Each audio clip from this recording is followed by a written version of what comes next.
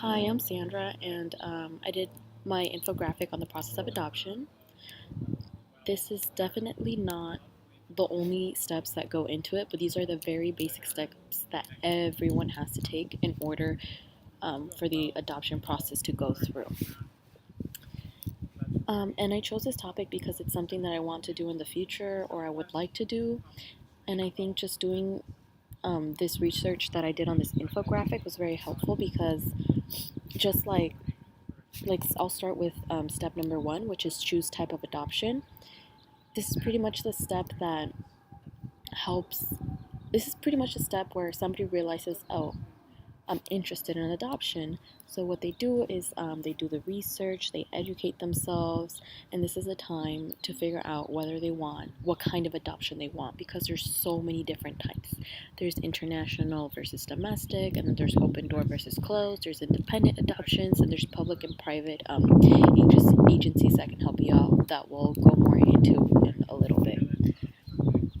And doing all this research and reaching out to agencies is really important because if you're not clear on what you want and you have these expectations of what the adoption is, or if you're not really sure what the difference between a foster parent and an adoption is, this is a time where you get to ask all the questions, like reach out to agencies, sit down with them, go to support groups about that are around adoptive parents, or a workshop even that describes the process of adoption and what it's like to be an adopt and a couple who adopts.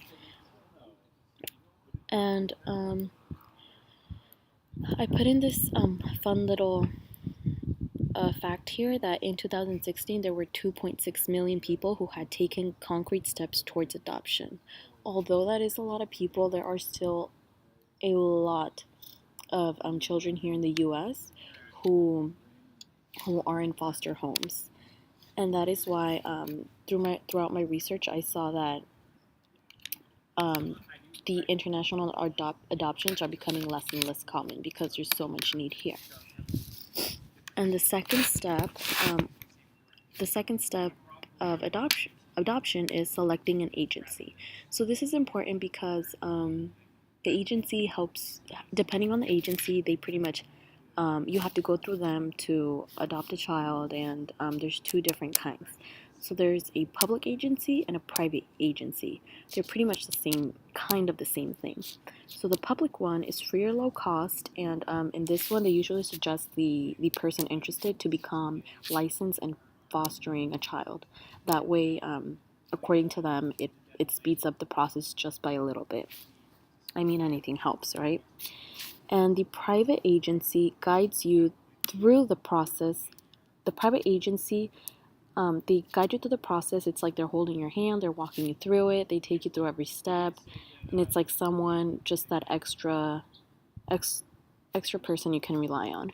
And these do charge a little bit more, so it might be pricey for some people, or a lot.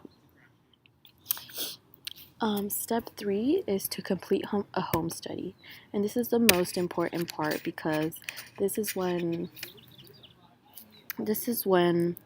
the person interested in adoption and a social worker sit down in a series of interviews, and one of the interviews has to be at the person who's interested home.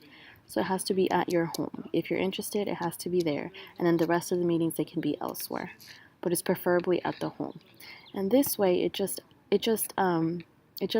makes the social worker get a feel of your home environment, of like what you're looking at, like what are you looking for gaining from adoption, what do you want to adopt, and just all these kind of questions. And the goal here is to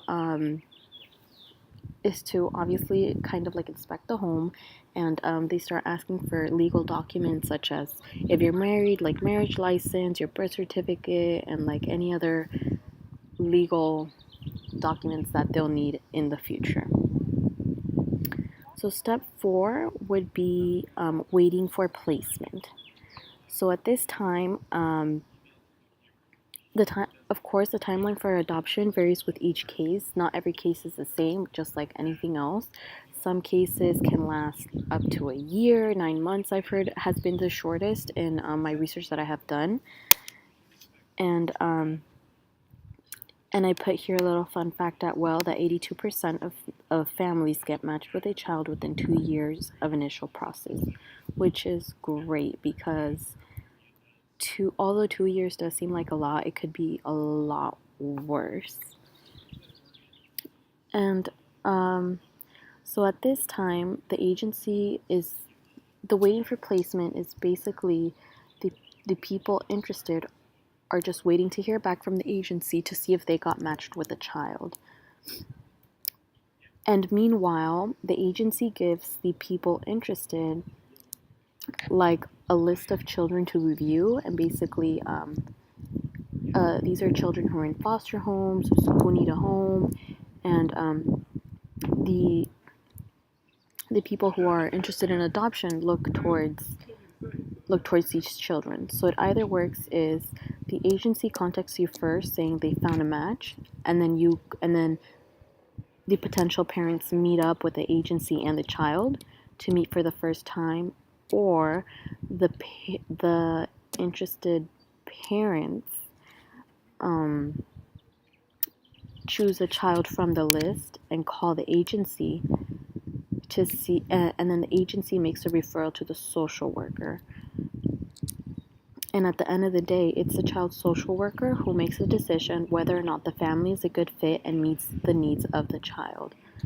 So the job here of the social worker is very important because if the child, let's say they meet and the child doesn't get along with them, or like the child is just shy after a couple of meetings and interviews, after a couple of meetings with these people, and it's something that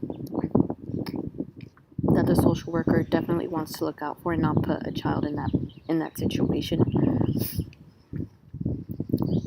And then let's say once the referral is made from the agency, the family either chooses to accept the referral, which is continue on with the adoption process with that child, or they can pass and the agency can keep looking for another match. But once the referral was made and the family accepts, that's when the visits start. So the parents meet the adoptee, the future parents meet up with the child, and there's other people there. So it's just like getting to know each other. And then after that, the fifth step is finalizing the adoption. So this is where the referral has been through, the parents have said yes, and it's for sure. This is when the final legal paperwork is completed. And in order to complete the adoption, the parents do have to show up to a major court meeting where the judge reviews all of the legal documents and makes sure everything's correct and it's filled out correctly and is in proper form. And after the judge verifies it all, the new birth certificate of the child is given to the parents with their name on it and giving them full legal guardianship of them. I know it sounds like really simple, the process of adoption, just by these like little steps, but it's actually a really long time. Like you see here, it says within 2 years of initial process, the families get matched. So this is all over a 2-year timeline. So it's not a quick process, but it's definitely worth it. I didn't know where to put my sources on here, but I will definitely list them like on Blackboard. I will put like the links there and all that. So if you guys want to check it